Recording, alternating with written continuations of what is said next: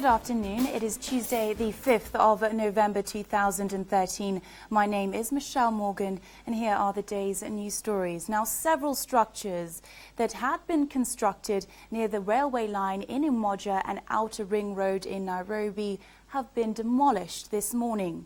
Bulldozers descended on the structures from as early as 4 a.m., flattening them, with the owners only waking up to try to salvage the little that they could as the exercise went on. The demolition comes 6 days after the accident between a public commuter bus and a train in the Mutindwa area that left 12 people dead. When the train blared its horn at 7 this morning in Umoja, everyone could see its morning light flush. The rail track before it was clear, as was the distance surrounding it. The bulldozer was out to make sure no structures obstructed its view as it snaked its way into town, the bulldozer sparing nothing in its quest. It was an exercise that began at 4 a.m. Tuesday, seeing the bulldozer descend on any illegal temporary structure that was at least 30 meters from the railway, structures that were said to have not only encroached on railway land, but also made visibility for train drivers and motorists difficult. For the business owners, though, some of whom were seen collecting their wares during the ongoing demolition, the exercise has suffocated their lifeline. We have so many people who lack employment. Na tunajinvolve kwa jua kali ndio tutafute riziki. At least hata kama imechapwa namna hiyo, ungeweza pewa kanafasi kadogo bila structure, tuweze at least kudisplay. Tutafute kamkate ya leo hapo na kesho. Hii place ilikuwa inapea watu wengi sana job. Na sasa hatujui from now where we going to get our brand from. The demolition that started from Umoja and extended to Tasia and Pipeline happens 6 days after the accident between a public commuter bus and a train in Mutindwa that left 12 people dead. Evelyn Omboi, Citizen at 1. Now, the controversial media bill, which was passed by the National Assembly and forwarded to President Uhuru Kenyatta for signing, continues to draw reactions even after the president promised to study the bill before signing it into law. Joining the debate, West Pokot County Senator John Lonyanga Pao has called for the review of the Kenya Information and Communication Amendment Bill 2013. Speaking during a Thanksgiving ceremony of the Dine ya Roho ya Mafuta Pole ya Africa in Kapenguria, Lonyanga Pao said the bill should be forwarded to the Senate for the upper house to scrutinize the sections that will threaten freedom of journalists, since it was necessary for the two houses to have their input on the legislation.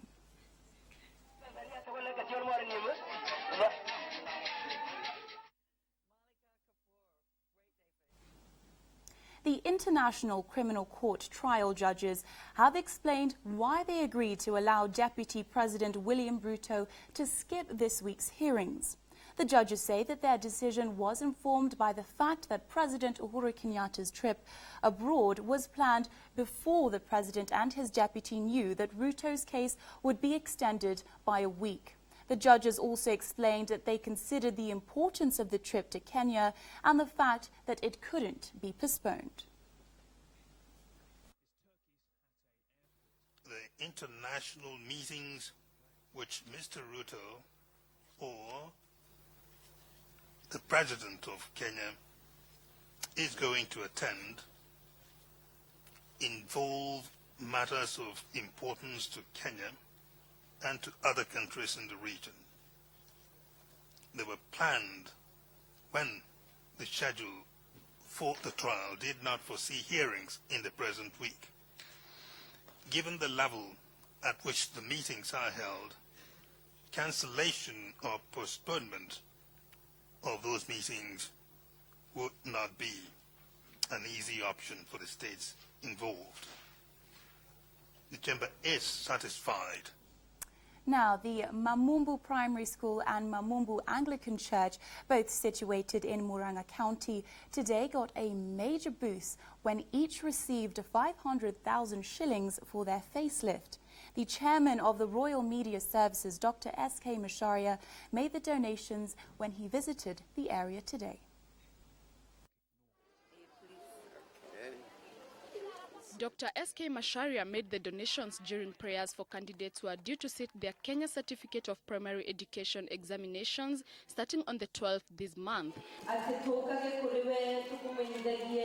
And as they sat and prayed for God's intervention, little did they know that their school, which is in bad physical state, would benefit from a donation of 500,000 shillings.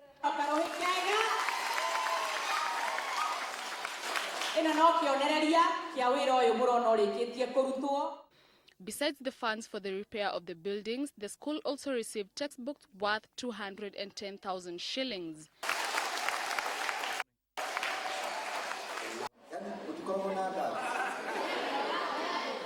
If truly see what the Lord has done, we appreciate you. We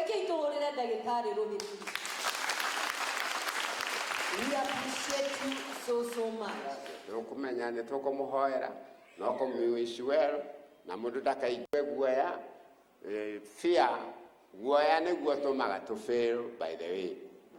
The Anglican Church, which is the sponsor of the school, also benefited from another 500,000 shillings for refurbishment. Inoro FM entertained guests during the ceremony.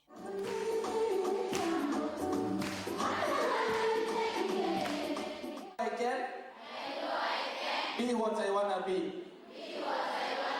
If I work hard on it, I'll be what I want to be.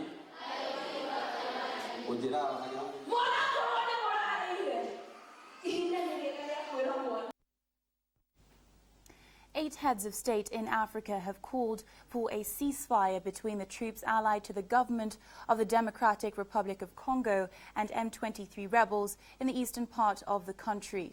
The leaders, among them President Uhuru Kenyatta, observed that the conflict in Congo required military, political and diplomatic interventions to resolve it. Francis Gashuri reports. Leaders from member states of the South African Development Community SADC and the International Conference on the Great Lakes region are in South Africa to deliberate on matters affecting their regions. 8 heads of state, among them President Kenyatta, held a crisis meeting last night to deliberate on the security situation in the Democratic Republic of Congo, following renewed fighting between the government-allied troops and the M23 rebels. During the meeting co-chaired by President Joyce Banda of Malawi and her counterpart from Uganda, Yoweri Museveni, the leaders urged the warring groups to return to the negotiating table and find a lasting solution to the conflict. The joint summit urged SADC and ICGLR member states to honor the implementation of the benchmarks and indicators of the Framework for Peace, Security and Cooperation for DRC and the region. Joint summit urged SADC and ICGLR member states to hand over negative forces to their countries of origin within the spirit of the UN Framework for Peace, Security and Cooperation for DRC and the region. The fresh fighting in DR Congo began shortly after the rebel M23 movement declared a unilateral ceasefire to facilitate a return to peace talks in Uganda. The leaders who spoke during the meeting that was also attended by DR Congo President Joseph Kabila urged the two antagonists to give dialogue a chance. The joint summit recalled that the Technical Support Committee had started its work in Nairobi, Kenya in June 2013 and has developed benchmarks and indicators of progress for the international and regional commitment under the Peace, Security and Cooperation Framework Agreement for DRC and the region. The 8 African leaders said the DR Congo conflict could only be resolved through military, political and diplomatic interventions to enable the country's population to embark on economic activities. Other presidents who attended the meeting include Tanzania's Jakaya Kikwete, Robert Mugabe of Zimbabwe, Namibia's Hifikepunye Pohamba, and Lesotho Prime Minister Tom Thambane. Francis Gashuri, Citizen at 1. Paramedics, nurses, doctors, clinicians and other health workers have issued a 21-day notice to the government warning that they will withdraw all of their services if the manner in which the process and implementation of devolution of the healthcare sector is not changed. The workers are complaining of due process not being followed and lack of participation from the public and stakeholders in the implementation process. we support devolution. However, what we are opposed to, and especially in the health sector, we are opposed to the manner in which this devolution of health is being done. And so, you can be able to see that in the past, we have come out to say we are cautioning the government in the way it is doing its things. The Constitution clearly says that there has to be public participation in implementation of the Constitution or in implementation of devolution. Solidarity forever, solidarity forever, solidarity forever, and unions make us strong.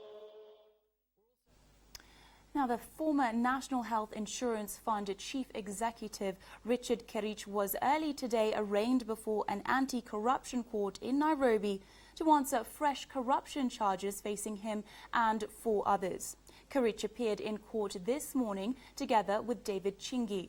The former NHIF top managers are being charged over a 96 million shilling scandal involving Clinics Healthcare. The others facing similar charges are Chacha Marwa, Todi Madihani and Anthony Chako. 2 of the accused, Kerich and Chingi, did not take a plea before senior principal magistrate Peter Ndigwa, as their co-accused were not in court.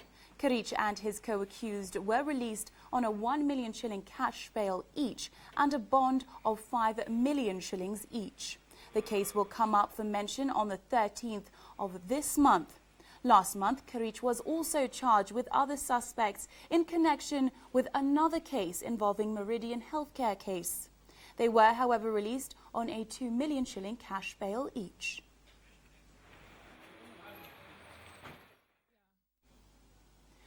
Now, for years, Susan Ketter went to hospital for high blood pressure, constant headaches and backaches. But despite the numerous drugs prescribed by doctors, her condition remained the same. It took the illness of her 2 sons for her to realize that her problem was something conventional medicine that she was taking could not cure. Susan had been slowly sinking into depression. Evelyn Wamboy speaks to this mother of 6 about her depression and her path to recovery.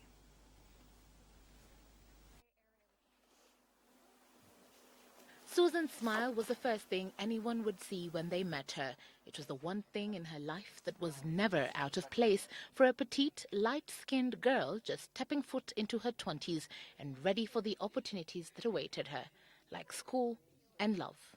Still me? Those are nice pictures.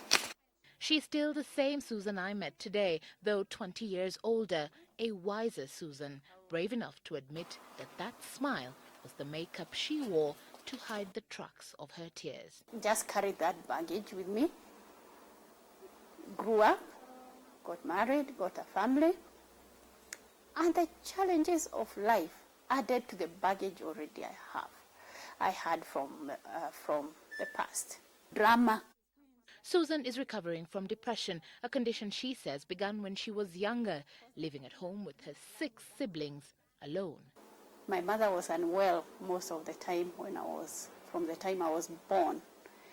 Many times she was away from home. She would be in the city seeking treatment. Sometimes she would be away for months at a time, and 7 children.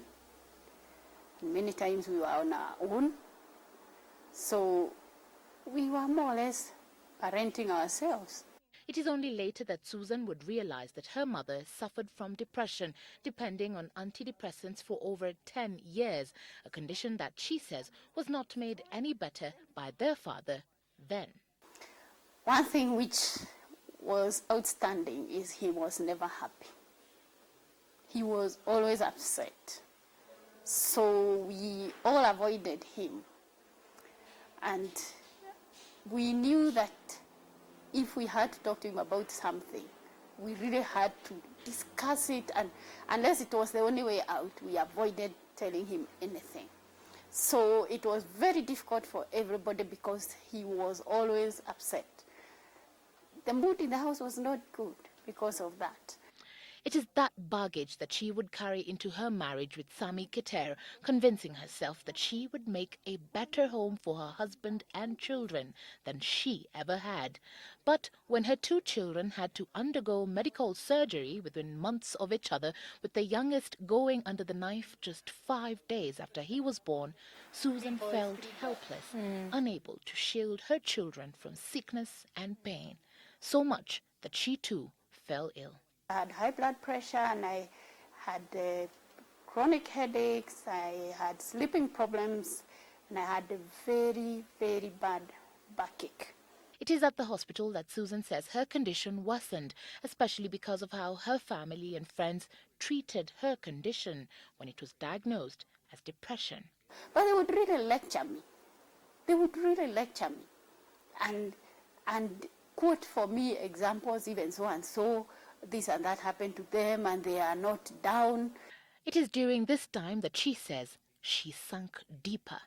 I would say if I had the right support systems, things would have been different. Unfortunately, a lot of the people in my circles didn't really understand. They blamed me. Susan's journey to recovery is one she describes as trial and error, going through antidepressant pills and even counseling. She, however, says that her big break was when she decided to address the problem herself through pen and paper. I started writing about my pain, but as I went by, I started writing a lot of sense. I started understanding things better. She would later see her daughter undergo similar depression, even attempting suicide twice. What she says could mean the condition runs in the family. But 1 year on, she, her husband, and their 6 children have refused to let kill them, only making them stronger. Right, well, we're going to take a short break, but we will be back with business and sports, so don't go too far.